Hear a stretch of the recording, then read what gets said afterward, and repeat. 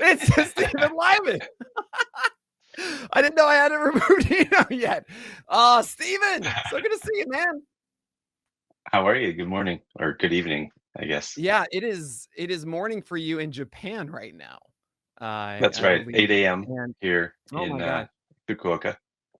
The Yeah, the sorry, I'm great look, I get it. You gotta, you yeah. gotta wake up a little bit. Hopefully my loud energy can and help that out for you. Steven and I met, I want to say, yeah, in 2020 at First Pitch, Florida. February, I guess it was 5 years ago. And I think every year we've Just as the done world this. was changing. Huh? Yeah. Oh gosh. We've done this presentation here at PitchCon. So, Steven, it's great to have you back. Thank you, Nick. Very nice to be here. Great to see you. Congratulations on the donations. And I can't believe I'm following Eno, like one of my Why heroes. not? It's a perfect segue from a lot of the things that we're talking about with injuries. And yeah, I tell love everybody seeing about his yourself. name. Yeah, Well, I love seeing his name. Oh, sorry, my name under his picture. So anyway, there you go. no. So I'm a injury epidemiologist. I've done a lot of sports medicine research throughout my career, and I've been a fantasy baseball player for even longer than that. So it kind of weds two of my favorite things, and love what you do here with PitchCon and your fundraising for charity and all that. So happy to be here every year. I mean, Yeah, good to see it's you. a product of the And community of people like you, for volunteering their time to help us be here. And everybody watching right now and listening, thank you guys so much for supporting what we do here at Pitchless, but also, of course, supporting to the cause here. We are on the goal to raise $10,000. We've done it every single year. Do not let this be the year that we fail to do it. We're at $4,600. Let's try to get to 5,000 before the end of this one. And we're going to jump into this here with Stephen Lyman. And we're going to talk about players with health risks in 2025. This is how this is going to go. I'm going to just throw out players and be like, all right, Steven, do we care? Do we not care? We have a list of about 37 players, pitchers and hitters in the chat. If you want someone to be brought up that we haven't talked about, please leave it in the chat around like the 30-minute mark, 45-minute mark, and we'll make sure we get to them. But Steven, we'll start with the most obvious one here. Okay. Shohei Ohtani. Hi. He just hit for the year, and it seems like oh, he's going to be okay coming back. But when it comes to rehab with this from Tommy John and pitching again while hitting, is there any extra complication for him doing both of this? Or should we just think, no, he can do all of it at the same time? we've got sorry, my we just moved house and my we're working off of a pocket Wi-Fi, so there might be some lag. But I caught the question. The the thing with him is not so much the fact that he's a dual position player, both hitting and pitching, but the fact that this is his second uh, Tommy John, and that's much harder to come back from than a first. Couple of that with the fact that the Dodgers have obviously a loaded rotation, I think you're going to have limited innings from him. And then as far as the Tommy John goes, I think what you're going to be looking at is probably not as good of ratios as you'd hope from a pitcher like him. He's been elite, but he's still going to get you strikeouts and wins most likely. If he can get to the 5-6 inning points, Dodgers are going to win a lot of games, obviously. So I think you temper his pitching. On the hitting side, what I'm actually worried about is not his elbow, but his shoulder. You remember he had a shoulder Mm, separation in the World Series. yes. I believe having surgery for that.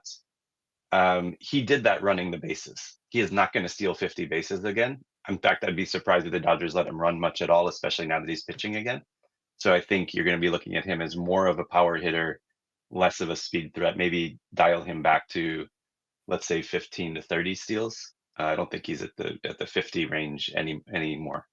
At least Mhm. not this coming into this season. That's where I am on Shohei. And no, it's anybody's guess how long each of those Dodgers aces is going to last this season. They seem to drop pitchers like all the time, but Oh boy, yeah, he's Dodgeritis. Yeah. yeah, awful lot of great arms in that rotation to eat up innings, and so I would temper him on the pitching side. Hitting, I think he'll be fine. Other than, as I said, the steals may take a hit. And what's interesting, actually, can you talk a little bit more about the second Tommy John procedure and really what the difficulties are with that one? We haven't had too much data on talented starters getting a second Tommy John. Also, traditionally, when we see it the second time in the past, it's been guys who are in their early mid 30s or so, and we're starting to see a trend of younger players getting Tommy John. And I wonder if that is going to be a major thing or not. Can you talk a little bit more about the impact of it being a second one versus a first? Yeah, you're right. There isn't a lot of data, and there have been some shifts in how these injuries are treated over the last few years. There's the Hmm. docking procedure, which has helped improve outcomes for Tommy John. And then the other thing is, I believe he had a bracing procedure in the past, and we have virtually no information about a second Tommy John after the bracing Hmm. procedure. So that's just an unknown for us. Typically, pitchers coming back from a second Tommy John, if they can actually get back to competition, see a pretty big hit in their performance. And certainly, they're not going to pitch at where they were when they had a native elbow, because they've now had Hmm. a replacement of the replacement. So they've got a second uh, harvested and transplanted ligament in the elbow, and it's just then there's not a lot of information. Sure. The saving grace with Otani is, again, he's got that bat, which I still would take him in the top 2, 3, 4, 5 picks, but he's just temper your expectations on the pitching side. Sure. And on that topic, really, do want to mention, of course, Jacob DeGrom. It's his second Tommy John as well. We just talked about him a lot, Eno and I on the craft. I Do you have those same concerns? He was looking like the old DeGrom for those 3 games in September. I mean, I think it is a concern. He doesn't have the bat to fall back on. So I Mhm. think he's a high risk pick. Sorry, when I didn't get to him as I was going through the list, because I got it Oh, this sure. morning when I woke up. But when did he have his surgery? When did DeGrom have his surgery? I I want to say it was around September of 23, or maybe it was like Okay, midway of 2023. So he came back. He tossed 3 games last year, touched 99. Was okay, looked like prime DeGrom. PLV marks for us. We're just like, yep, he's amazing. Should we be right. So concerned about him? that's interesting, because another pitcher that we're going to talk about has had surgery around the same time, and to be that far removed from the injury. Seeing here in August, there was an update that he was about 14 months removed from his Hmm. uh, from his surgery. So that would put us at, what, this is now 5 months after that. So he's close to 20 months out. Yeah. He's 19, 20 months out. That's a long time for recovery. And if he pitched well in his return, then there's more optimism there. Uh, Okay. Again, these work until they don't, right? The elbow Sure. works until it breaks again, and again, probably.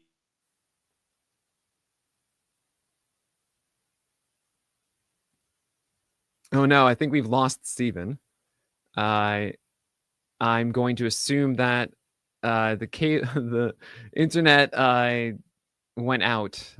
So we have other guys that we are going to talk about here. I'm sure that he'll probably refresh and jump back in a second. We're going to be talking about Sandy Alcantara, of course. Spencer Strider is in here. Some Tyler Glasnow, a little bit of Joe Ryan. There's Stephen Lyman. Okay. Sorry, Yeah, sorry you about broke that. up there for a little bit. But we're gonna just moving on a bit from Degrom. We also have a couple others, and I'm just gonna kind of gloss over the Tommy John arms quickly, just to say, look, is there one that you really are more afraid of or really worried about than others? Shane McClanahan, Sandy Yeah, Alcantara, Spencer Strider, Felix Bautista, and I think that is it on the list. Shane Bieber as well. Is there anything, Dustin May, and Lucas Giolito, anything about those guys in particular they think is different or than a normal Tommy John that we should expect? McClanahan was the pitcher that I was thinking of. He's 18 months out from surgery. He's probably Hmm. going to come back pretty strong, and be able to pitch pretty much on a normal rotation, as the Rays do rotations. So I'm less concerned with him. Strider's only Hmm. 9 months out, and I think that's early. I think if and when he comes back, he's not expected to make the opening day. He'll be on the injured list to start the season, even though he's already doing bullpens. But I think he's only had 4 bullpen sessions last I read. So I think Strider, I heard you talking with Eno about him on the previous session. Yep. I think that's somebody you probably want to drop down your draft boards if you're targeting him at all. I think he's going to be more of a ready to go in 2026, as far as I'm concerned, as far as being able to contribute in a big way to a fantasy team. Oh, interesting. So you're kind of, I think you're concerned. I mean, I believe it is the internal brace as opposed to the traditional. And I mean, I think on our end, all we really understand about that is that it is a faster turnaround. Is there anything else about it that you can give us as insight as to? Does it? You're right. You're right. And if it was a bracing procedure, then I'm more optimistic that he'll be able to contribute perhaps in a meaningful way in the second half. I don't know how soon into the season he'll start pitching competitively, but he's not going to give you a full season, I guess is the point there. The thing with these pitchers coming back from Tommy John is it takes one setback to miss another 3 months. So absolutely keep an eye on him for that. Another name that you mentioned, Bautista. One of the things that often happens with these pitchers coming back from Tommy John is issues with command and control. So that's part of why you don't get the elite ratios that you do pre-surgery. At least it takes time to get back to it. And Bautista, because of how hard he throws and his high walk rate prior to having TJ, I would really keep an eye on him in the spring and see how he's doing with his control. If he's walking a lot of batters in spring. And they have a lot of our bullpen options in Baltimore. I don't know if he drops right back into the closer's role. All right. And then I mean, we all hope he does. We really hope to hear Omar whistling once again. Omar is coming in Baltimore. But yeah, you were saying Tyler Glasnow. Not Tommy John, but there are some concerns about his elbow. He publicly said that he's okay and should be expected to go. But do you share the same sentiment? He's one of those pitchers that when I end up with him on my team, I expect 100, 125 innings at most. I just don't think he's going to be able to give you workhorse innings, and because he really almost never has. And he had two episodes of elbow inflammation last season, and that suggests that this is going to be a chronic problem for him until it finally breaks. So just if you're going to take him, expect some time off here and there, kind of maintenance IL visits to keep him healthy for the postseason if they can. All right. So what I want to shift here is to position players more so, because I think there's a lot more nuance, I think, to their situations. So for example, you have Freddie Freeman getting an ankle procedure. Everyone seems to think he's completely fine. This shouldn't be a problem. Are you seeing it the same way? I am. He had a kind of a clean out of his ankle. He had an ankle sprain. Obviously, he was still pretty amazing in the World Series, but he got it taken care of, and hopefully he's ready to go again. He's I think 34, 35 now. I think the speed will start to show real decline, especially after ankle surgery. Again, Dodgers probably being a little bit more cautious as they should be with Ohtani on the base pass. And Ronald Acuna Jr. again, knee injury, really messed everything up last year. Is he good to go? Are we feeling like you should be aggressively drafting Acuna, or is this really a sign that, hey, this is not going to be a fun time this year? Yeah, so Acuna, there's a couple of guys that have proven to me these young elite athletes have incredible ability to recover. He tore his ACL in one knee, I believe it was his right knee in 2021, then his left knee in 2024. In 2022, he went he had 15 homers, 29 stolen bases. The year after that, he went 41-73. Yeah. So it took him a little bit of time to get back in the swing of things. Now he's done it before, but now he has 2 ACL reconstructions. Both of his knees have been reconstructed. And these elite guys, him and Tatis Jr., I think have just shown that, incredible ability to recover from injury. But this is Acuna's age 27 season, so he's not the 22-year-old amazing physical specimen. He's still an amazing physical specimen, but he doesn't have that recovery of an early 20s elite athlete. So I don't think we're going to see 70 steals from him again. I don't think we need 70 steals from him. But I think he'll come back. He'll be able to hit. He'll be able to run. He'll be able to hit with power. So I don't worry too much about him, and I'm sure that the Braves will find a way to harness that. So Cool. maybe not 700 plate appearances, but you know. We have a sports hernia from Corey Seager. We know how good he can be. Is this something that's just going to be haunting him the entire year? So when I was reading about him, I was a little bit worried because if he had a surgery that was internal to the hip joint, that can be problematic because of the dynamic position that he plays. But sports hernia is actually a much less concerning thing. During the season last year, they were talking about hip pain. And so I was worried that he had like a labral tear in his hip, and that can be problematic for patients who have not patient position players who have to do a lot of dynamic movements in the field. But with the sports hernia, if it was successful surgery, he should be good to go. I don't have any worries about residual problems with that. But I'd keep an eye on him in the spring, see if he's a full participant, and if he is, then I would say all systems go on Corey Seager. Oh, that's great news. Because honestly, I think that Corey Seager's. I mean, I don't think I'm a rarity in this, and thinking that Corey Seager is an incredible talent, and his draft stock right now is at 45 ADP. Honestly, if he didn't have the sports hernia, he'd probably be inside the top 30. Sounds like a value to me. Absolutely. Obviously, it depends on if he's a full go to start the year.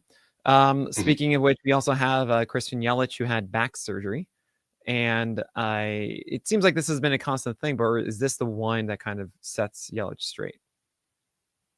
I'm always worried about lower back injuries, especially in guys who have really long swings like he does. That back takes a beating during the season with the torso twisting so much with every swing. And lower back surgery is not particularly successful relative to, for example, cervical spine surgery. If you have an upper back injury, you can usually get that taken care of and not have much residual deficit. Lower back is more problematic, and I haven't seen any reporting on him that suggests that I can discern whether or not he's going to be okay. He's somebody I'm probably fading. Oh, interesting. And Mike Trout as well, who's just been battered throughout his career, even though he's already a Hall of Famer. We still wonder what could have been without these. Sure. Is he just going to be a guy that goes like 70 games every year? Is that what we should expect? I'm more optimistic on Trout as far as his knee, right? The knee surgery that he had, then he injured right after he came back and ended up having another knee operation. It was a meniscal injury, and the meniscus is something. It's a secondary stabilizer in the knee. You need it, but you don't need it like you need an ACL. And he'd already lost his speed. He hasn't been running since 2019, Right. so I'm less worried there. And if they really do move him to DH, which it'll be a shame not to see him in the field anymore, he should be all right as far as that goes. Whether or not something else breaks down with that physical build is anybody's guess, but I'm not worried about his knee. I think he's going to have a full season. It does seem to me, I mean, Mike Trout's skill set is still incredible. And especially if he's DH, and if you're not worried about the knee injury affecting him, I'm kind of in on that. That sounds great. Luis Rengifo had a wrist injury. Are we okay with him? He did have wrist surgery, and that can be tricky, especially because you're using the wrist so dynamically during hitting. Wrist injuries can be problematic. If it went well, he should be ready for spring training. I think it's going to take him time throughout the season to get back into the groove. I don't think he's going to be hitting at his usual level right out of the gate. So I might slightly fade him. If there's somebody else in that tier that you like just as much, take the other guy that doesn't have any concern. Plantar fasciitis. We see this one, we go, oh no. And that's Brandon Nimmo, because it's something that is reoccurring. It's just never quite goes away, does it? It can. I think what happens is it doesn't go away if you don't rest it long enough. But he's had an off season to recover, and I don't really think there's all that much evidence that it's just a chronic problem for certain people. I think it's just an injury that flares up once you get it taken care of. It should be okay. Again, if he's a full participant in the spring, I'm not worried about it coming back. It's a kind of injury that once it heals, it can just be healed. Right. Okay. Well, that's very promising. In season. Yeah, for Nimmo. Yeah. in-season chronic is more what I'm worried about, where it's just he constantly is inflaming it every time he tries to go back and play. Now he's had several months to go fishing and whatever Brandon Nemo does in the offseason. Oh, you're saying that because his name is Nemo. We have Zach Neto, who has shoulder surgery. We expect him to be out for a fair amount of time.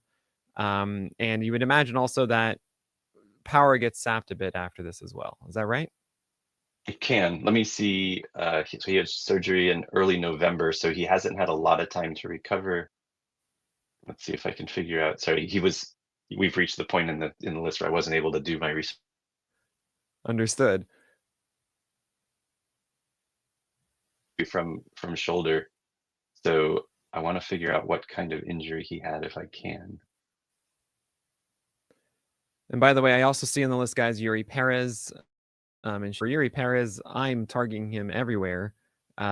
Where if you're at the point of the draft where you're looking at the guys available for starters and you don't see anyone that will give you value, that you know, like, oh, cool, I'm going to have this guy, I'm going to start him, and I know I'm going to like him, just take Yuri Perez at that point, because when Yuri does return, he will help you. It might be in the middle of the season or so. We don't know really when yet, probably around All-Star break. But those kinds of players, especially in head-to-head leagues, can really change everything once they return. Just get that, stash that. He's going to be one of the better ones, say for like Spencer Strider, to stash in your IL spot. So that should be a traditional one. Should be very happy. Also very young, as Steven's talking about here, that you should bank on younger players or having better recovery for these injuries. So I'm excited about that one. I'm also excited about Dustin May. I think he's getting swept to the side a lot, and he's a lot of time to recover from his Tommy John as well. It seems like he's going to be competing for a spot in the rotation out of camp. And if you remember, he throws upper 90s with filth. So that should be a very effective, efficient starter for a winning ball club. I think Dustin May is getting completely overlooked at the moment. His ADP is 530 at the moment. I believe that was neck injury, not elbow. I could be wrong with that for Dustin May, but regardless, he's going to be back ready to go. He also had the not neck, esophagus. It was what it was, and which is just horrible. And he's going to be ready to go. So we're excited about that. All right, going back to Zach Neto and the shoulder surgery, Stephen. Yeah, unfortunately, I wasn't able to see what kind of surgery he had, but it based on the scenario around in which he was injured, it sounds very similar to what happened to Otani. Could have been a more severe shoulder separation. It could tap power early, but as he gets back into it, I think he and again, he's a young player, right? So somebody I would expect to recover more quickly. He doesn't have a chronic history of these kinds of injuries.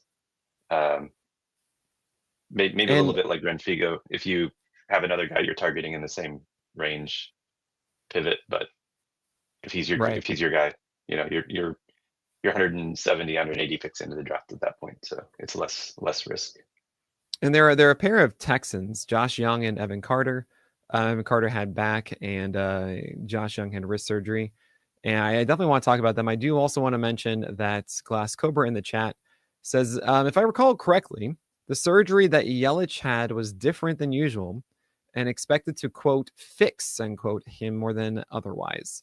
Something deeper or more extensive, which is why he was gone for so long.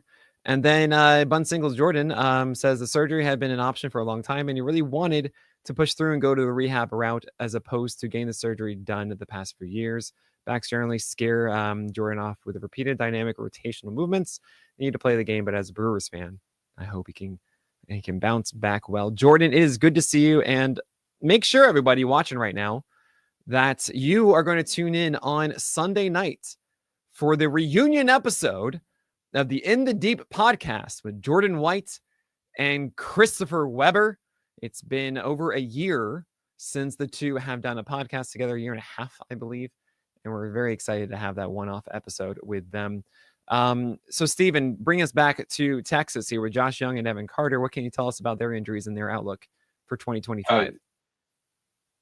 Yeah, so again, we have the same issue with the wrists with Renfigo, but it sounds like Young, he had a, let's see. Yeah, I'm not worried about either of them very much, especially Carter. Carter did not have back surgery and had a stress fracture. Once a stress fracture heals, it's healed. It's not going to be a residual issue. So Carter, good to go. Josh Young, wrist a little bit more concerning, but again, watch him in spring. If he's not showing deficit, all system go on him. But I mean, then the And skill set as of Evan Carter is another thing, because I think he was sure. overrated entering yeah. last year. He still has some problems to figure out just from the skill set. But yes, health wise, seems good. Stress fracture, that's a very important distinction. If you see that one, you feel like a little bit relieved, because it should be something that lingers after. For Josh Young, it was wrist surgery. Is that something we should be worried about? Again, power going away. Yeah, that's again the Ren Figo question, right? Where really once you see the wrist, but a lot of talented players and skilled players have had wrist surgery and come back from it, but it can have a short-term residual effect while they're recovering and getting used to swinging again with essentially a modified wrist. If we can go back to the Yelich thing for a minute, I've spent a lot of time with spine surgeons, and they all think that their surgery is amazing, and so I don't have any specific insight into the surgery that he had. Hopefully, it did fix his problems, but I always temper enthusiasm when it comes to lower back surgery. Here's something to look up on the side here. I don't remember the exact injury concerns, but Carlos Correa, Byron Buxton, and Royce Lewis, all of course twins. Ryan R _13 asks if they will be healthy. Any concerns on them specifically? If you have any quick insights on them, great. I mean, I will mention Royce Lewis, guys.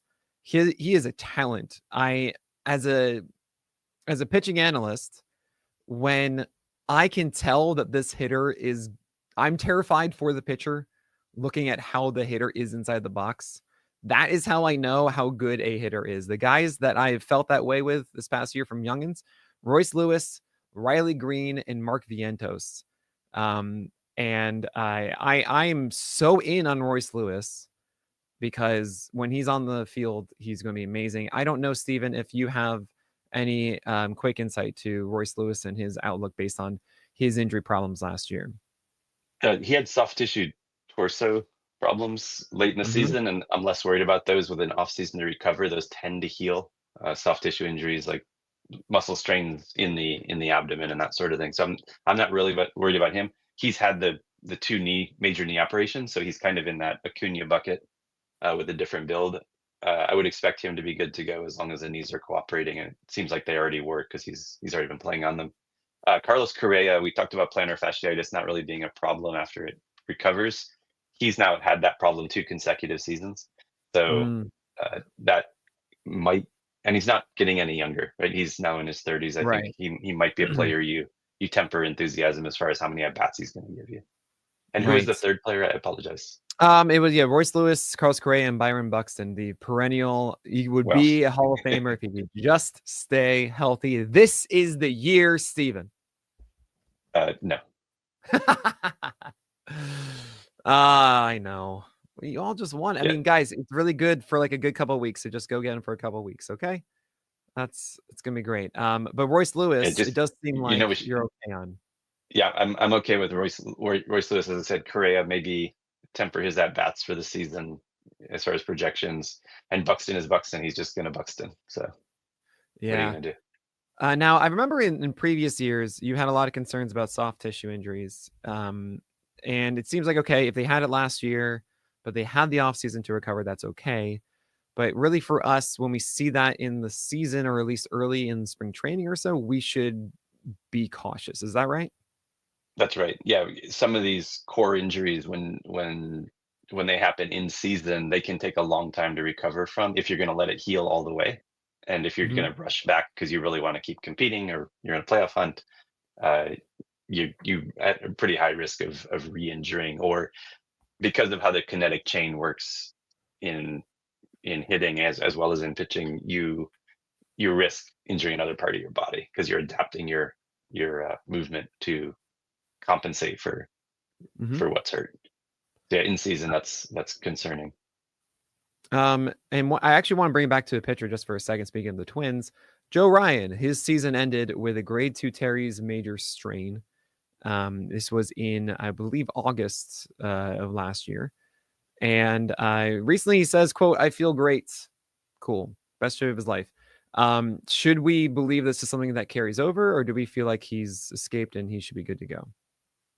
I'm a little bit more optimistic with him, and you know that I'm pretty dire on shoulder injuries generally. More for Yep. shoulder surgery for pitchers, it's kind of a kiss of death for the most often. Yeah. But I think him already throwing, uh, feeling good, that's a good sign. Keep an eye on it. If he has a flare up in spring, I think you can safely fade him at that point. But right now, it seems like he's going to be good to go to start the season. So, okay, so you don't think this is something that's going to carry over for Joe Ryan across the year? A grade 2 strain is not. I'd rather hear grade 1 strain because that's really mild. Grade Mhm. 2 is not grade 1, but it's not grade 3 or 4. Sure. Right? Grade 4 is like a complete rupture. That's surgery. That's career ending. Mhm. Grade 2, I think, with proper rehabilitation and pharmaceutical management, he should be all right. And speaking of shoulder, Brandon Woodruff is returning.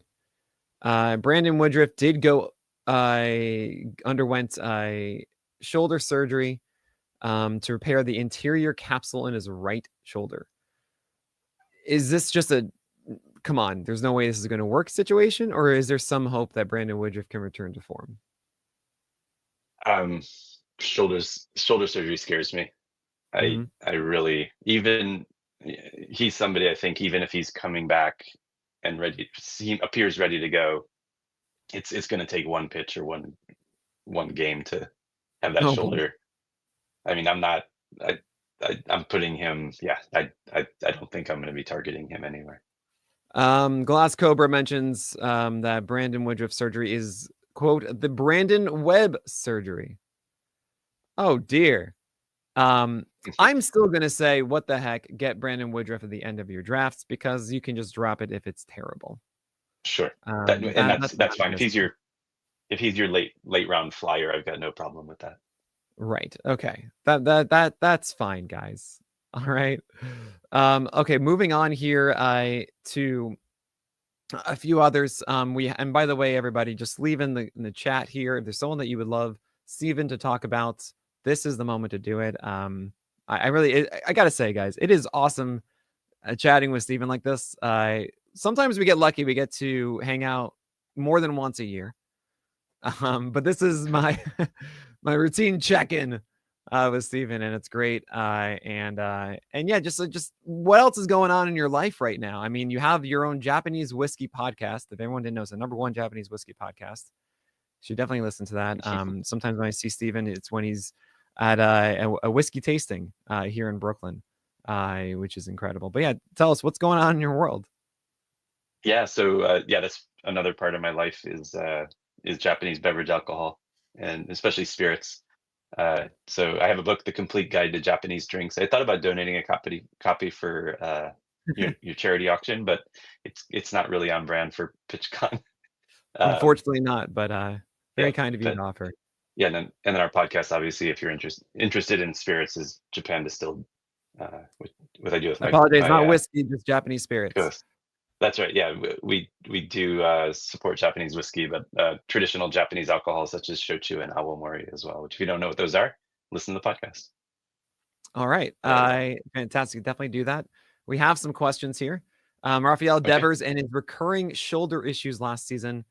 Um, obviously for the Red Sox fans, there isn't a massive amount of offense that they have relative to last year. They didn't really do, have a major splash in free agency. They tried and they failed. And they're hoping that Rafael Devers will be okay. It was a bit of a question mark last year. Is this something that you think is going to linger in 2025 for Rafael Devers? Yeah, as a Red Sox fan, I certainly hope not. I think the he's one of my favorite players on the team. I think his the information about his injuries, unfortunately, it's both shoulders. But it Mhm. seems to be inflammation, which is not a tear. And so, if it was a tear, obviously, I think he'd be having surgery. Again, soft tissue inflammation, I'm much less worried about carrying over season to season. So I think uh, I think he's going to be okay. I think he just, again, he didn't give his body time to recover in season with the lingering shoulder problems. Finally, just shut it down. I think he's again, watch him in spring, but I think he's probably good to go. All right. And it's funny. Jordan actually mentions Nico Horner, who's on our list. I didn't get to him yet, and I Yes. skipped over him somehow. Right flexor tendon surgery. What's going on there? Is he okay? Did he have surgery? I believe he did. It was near November, I believe, the end He of did. Okay. October.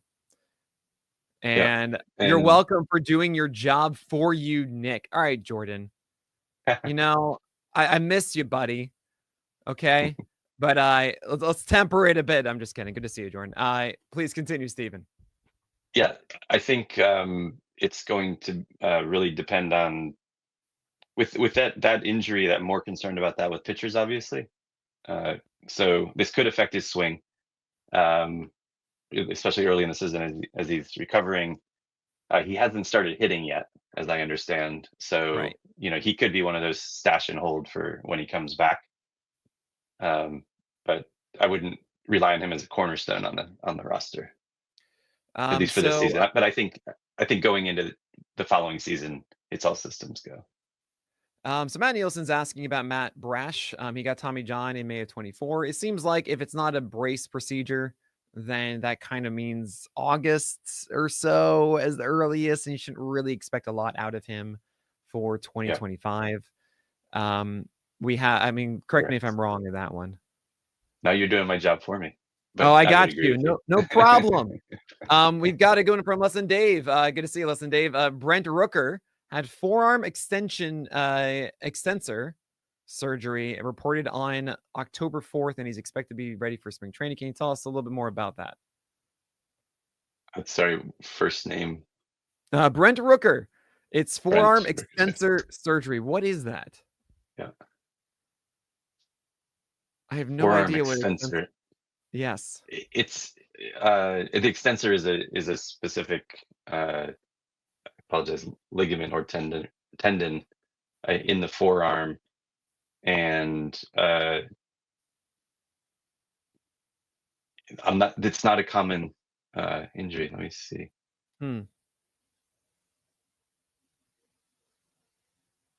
Again, you'd more often see that in pitchers. It's every hitter wants to be a pitcher, so it makes sense. yeah, keep an eye on him in the spring if he's hitting and participating without limitation, then don't worry about it. Don't worry about it. All right, there you go. We have a couple more coming in. I appreciate you guys also leaving what surgery it was. That's going to be helpful for Steven. That is helpful for sure. Just letting us know. Francisco Lindor received a facet joint injection into his back. He couldn't really walk, but played in the playoffs. Why would someone get something like that? And what is it a sign of? And if he didn't get surgery or something, is that something that would just heal and be fine for the year ahead? That suggests either a disc herniation or an inflammation in the disc in the spine. So the in between the vertebrae, there's the disc, which is cartilage, and right. So that's that. There's times when that, and especially what is he, about 30 now? If he only had an injection and he didn't, he might be the kind of player that has a few days off during the season for some maintenance to let his back settle down if it flares up again. But he could also show little to no residual effect. The reason he would get the injection at that point is to play in the playoffs. Right. Because he wanted to keep competing. Otherwise, he probably would have just been shut down. And then rested. Anti-inflammatories, rested. Yeah. Right. Now, if he has ended up showing chronic back trouble, then you might be getting into the Yelich end of the spectrum, and then it's more concerning. But he's not there yet. That makes sense. We also have, let's see here. This is great, by the way, guys. Thanks so much for the names. We have Encarnacion Strand with the Reds. He had right ulnar styoid fracture. I'll be honest with you. I feel like it's a massive inside joke when you guys leave these and then Steven knows them. And I think you're just making them up with me. What is a right ulnar styoid fracture? So it's a fracture in the wrist I'm not Oh, particularly familiar with that specific. I don't know if you can still hear me. I'm yep. lagging. Yeah, you're there. Yes. It's okay. It's a fracture. He had a fracture in his wrist, and because it was a break, as I can tell, because it was a break rather than a ligament injury, I'm less worried about recovery. Mm. Bones heal better than ligaments, and normally wrist injuries have me worried if it's a ligament. But in this case, it's a bone, so I'm less concerned. I think if he's again full participant, should be good to go. Okay, so yeah, just keep that in mind, right? It's a good rule. Fractures in general, stress fracture, just bone, whatever it is, always better than anything dealing with soft tissue or ligaments in Yeah, general, or especially tears. coming out of the off season, I would say that during the season, stress fractures and then bone bruises. Remember, we lost uh, Kyle Tucker for a long time last year Oh, to yeah, a right. what was thought to be a bone bruise ended up being a fracture. He'll be completely good to go this year. Fractures healed, no residual problems. Bones heal very well, especially in young people. You heard it here first. Draft Kyle Tucker everywhere. Draft him above Shohei Ohtani because he'll run more than Shohei Ohtani. I don't know if that's actually what Steven is saying, but I am I'm not. just going to say that right now. I am. I Honestly, love Kyle that Tucker. that But shoulder, I think yeah, that shoulder for Shohei Ohtani isn't being discussed enough. Um, yeah, and that does scare me a lot. Uh, yeah. because obviously we saw what happened to Cody Bellinger um, Mhm. after him getting it. Yeah. And you got to wonder if that's not going to at least affect him in some way moving forward this year as a hitter. So I'll take the healthy Kyle Tucker completely Sure. here. I Also, it I would I be, yeah, go I ahead. don't mean to brag, but I had that same surgery years ago, and yeah, How'd you pitch after that? recovery. I didn't. Yeah, unfortunately, it was my non-throwing shoulder, but recovery was painful. But I've had relatively little residual deficits. The surgery tends to work, and I'm sure it's gotten Mhm. even better than it was in 1999 when I had it. So it's more the maintenance, the making sure that Otani stays healthy throughout the season so they can win another World Series. That will matter, I think. Yeah, it's I'm gonna say it here. I'm gonna take Kyle Tucker ahead. I don't know. Chris Towers seems to agree. He says it's pretty bonkers that the consensus #1 pick is coming off shoulder surgery. It's yeah, it's I think it's getting swept under the rug for whatever reason. We want to look past Yeah. it. I get it. I live in Japan. I think my visa status is contingent on me continuing to support Shohei Ohtani as the overall #1 pick. I understand that completely. Going back to pitchers for a moment here, there are two that I want to bring up that aren't on our list. It's Garrett Cole and it's Justin Steele.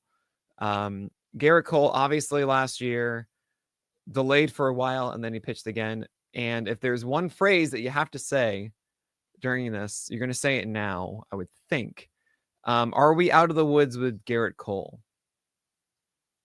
Um, I mean, Garrett. It's funny. I trust Garrett Cole more than I do Tyler Glasnow, and they're both sort of dealing with similar Hmm. issues. The thing with Cole, he's not getting any younger. I guess Glasnow is needed. None of us are, but I'm more bullish on Cole. I think than Okay. I am on other pitchers dealing with this kind of elbow inflammation. But as I can't believe haven't said it yet. Pitching is attrition, Pitching is right? attrition. And I need to make that shirt for you. Pitching I'd is love that. attrition. Can't RotoWare do that for us? I mean, they can, but we have people Yeah. too. Oh, okay. I mean, Sorry, I they didn't need to know make that. Sandy Crush. We made Sandy Crush, Steven, all right? I Uh, apologize. I didn't realize that you guys are in the t-shirt business now. of course, we have our massive lines of merch. You're going to see a new shirt from me every single day here. But no, please. So it was with Garrett Cole's elbow inflammation and edema, I believe. And if you can go in a little bit more detail about that, is that kind of similar to just an Edema, elbow strain of some kind? Edema. I apologize. yeah, Edema. edema. Yeah, Yeah. edema is swelling, so it just means that there's fluid buildup in the joint. It often happens after injuries. So just Mhm. suggest that.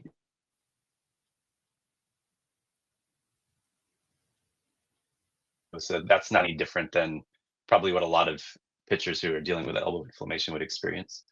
So Okay. again, it's going to be management of the elbow, and hope you can keep it, keep him pitching, and just probably limiting innings and that sort of thing. So So I'm you wouldn't not really too worried about Garrett Cole.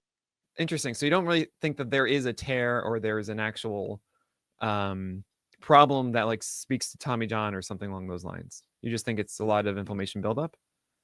That's no, because every single time you throw a pitch, you have micro tears Yeah, there we in go. the Pitching is shoulder attrition. and the elbow. So if he's showing signs of inflammation, I mean, we mentioned Felix Bautista earlier. He had elbow inflammation, then he broke down. Like it just happens to these pitchers. So the thing with Cole is you're getting him at a much lower draft position than you were 2 years ago. Sure. And so there's less risk in taking him. I'm actually I'm in a keeper league that I've been in for years, and I've had him as a keeper for a while now, and I'm debating not retaining him, but it's because I've got Yuri Perez as one of my other pitchers, and I'm kind of thinking I might take the young guy for the long term rather than Cole for another season or two. Gotcha. So I just want to make sure I understand this correctly. You don't, when it comes to Garrett Cole and say someone who's say healthy, think of like George Kirby or something like that, right? You're expecting more innings this year from George Kirby than Garrett Cole because there are the signs that there is a larger problem with Garrett Cole. Is that right? It's not necessarily that there's a larger. I mean, all of these pitchers have risk. I mean, Right. Kirby Of could course. be 100% healthy and then rupture his ulnar Yep. collateral ligament in his Absolutely. opening day start. So or his first start of the season. I don't necessarily attribute more. The thing with Cole is he's approaching his mid 30s, and most pitchers are not going to pitch at an elite level into their late 30s without performance enhancing support. Right. Okay. But I mean, that seems more about the age as opposed to the previous injury that he had. That's right. Are you kind of done with that previous injury as if it didn't happen at this point, or is that actually affecting your outlook for this year? I don't think it's going to affect performance when he's on the mound. I think the question Okay. is whether or not he's going to have a flare up of that. Elbows, Right. we're again talking about ligament. When we say inflammation of the elbow, it's going to be inflammation of the ligament. It's not inflammation of the muscles. So I think it suggests that there might be some microscopic damage to the ligament. If he can get that pain managed and the inflammation to go away, then he can pitch effectively while it's not bothering him. But there's no guessing when it might flare up again, if it does. Okay. So there's a higher risk for that to flare up than in the average pitcher. So thus we should temper some expectations. Yeah. I mean, I'm not dropping him much in the rankings. I'm not going to fade him. If he's there when I want him, I'm going to take him. Okay. And then comparing that to Justin Steele. I apologize, Nate Schwartz. I know I didn't say it correctly before. I just said it quickly. My apologies also, Merck. I see in the chat. I did it wrong. Justin Steele had elbow soreness at the beginning of September.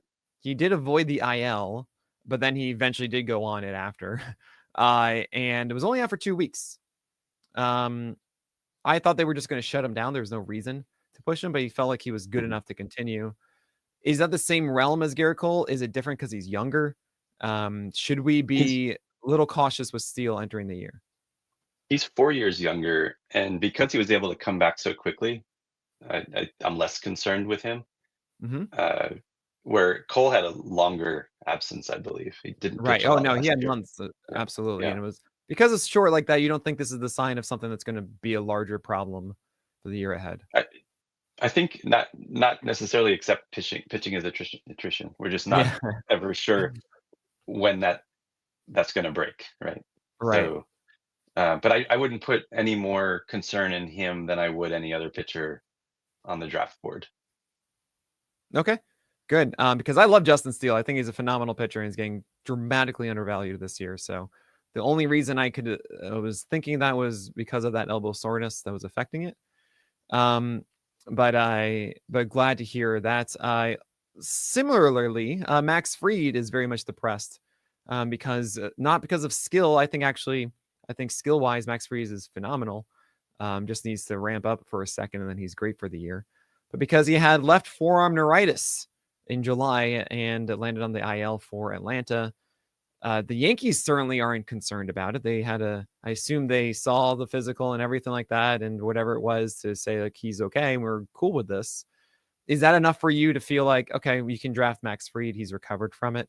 Or is this a pitching with attrition kind of thing? And this is a sign of something larger that should appear or is likely to appear later this year. Yeah, I'm not really worried about him. Neuritis is an inflammation of the nerve, and Okay. that is not something that I would expect to be a chronic problem necessarily. And I agree with you. I think that there's some external validation when a team is willing to sign an injured player to Yeah. a big contract. So Right. I think Fried is going to be fine once he's ready to pitch. And another player was he's on the list. Where is he? Oh, Ha-Sung Kim, having gone to Tampa Bay. Yeah. He's another player that I think, because the Rays clearly they're a team that doesn't spend money freely. They've done their due diligence and Sure. decided he's worth the investment. So I'm not worried about him either. And same thing with Jordan Romano, you could say as well with the Phillies. Mm-hmm. In the same vein there. We've got a long one from Jordan once again. How about Nick Lodolo and his chronic lower leg issues with his left leg, like he pushes off of as he's a left-handed pitcher, and the subsequent myriad health issues? For reference, Nick Lodolo fractured his left tibia in 2023, his left calf. Oh no, I'm not going to say that medical term during the rehab for that injury. And then I left groin strain in May. He also had a blister that gave him a 15-day IL stint, a finger strain in June, July, and a finger strain in August and in the season. Do you think this is all connected and a chronic issue for Nick Lodolo? The Byron Buxton of pitchers, I guess. Oh no. I'm not worried about fractures. Like fractures are as I've said, the bones heal well. He might have some kinetic chain issues with his delivery that gives him chronic lower leg strains and sprains and that sort of thing. But I don't know enough about him to say specifically. I mean, I would say specifically that Nick Lodolo is too much of a headache, guys. He's a hipster, headache-inducing pitcher, stifling the entire roster.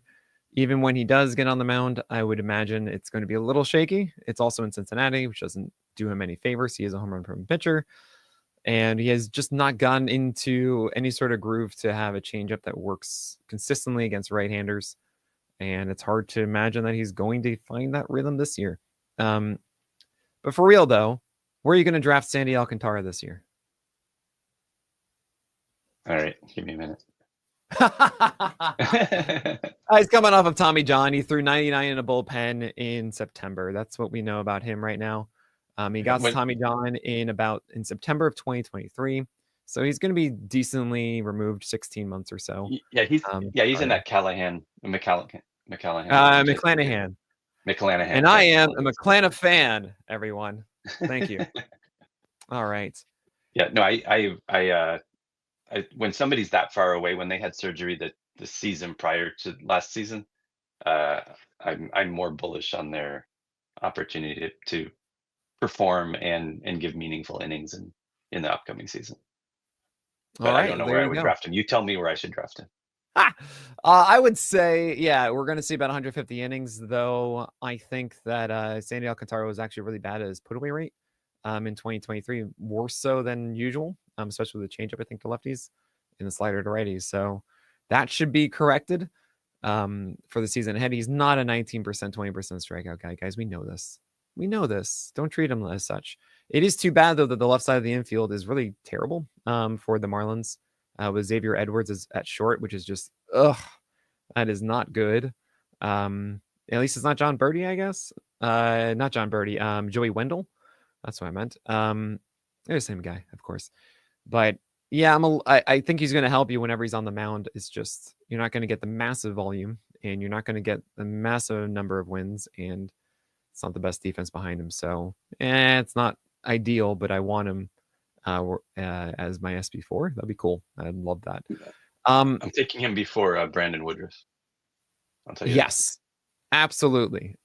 Stephen Lyman, I cannot thank you enough for taking the time, waking up like 4 a.m. or something in Japan to do this. Something Yeah, ridiculous. No, I woke up at 7 a.m. It's not a hardship, Okay. but I'm not a morning person, so I'm having my coffee and mispronouncing players' names. But yeah, no, absolute pleasure, Nick. I love doing this, and thanks for having me back. Of course. And remind everybody, what is your podcast? The number one Japanese spirit podcast that everyone can It's listen called to. Japan Distilled.